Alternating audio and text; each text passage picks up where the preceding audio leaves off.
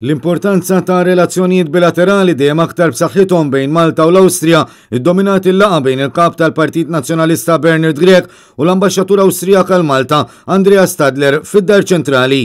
Bernhard Grech qal li hu importanti li ż-żewġ pajjiżi jibqgħu jaħdmu qrib xulxin, partikolarment minħabba li tnejn li huma stati membri fl-Unjoni Ewropea.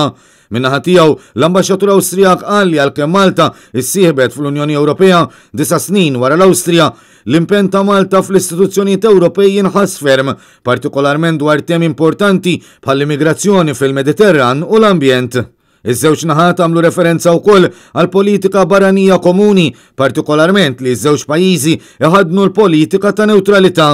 Il-kap tal-Partit Nazzjonalista kien akkumpanjat mill-kellim tal-Oppożizzjoni għall-affarijiet barranin Carmen Fsud Bonnici u mis-Segretarju Internazzjonali Rosalind Borchnight.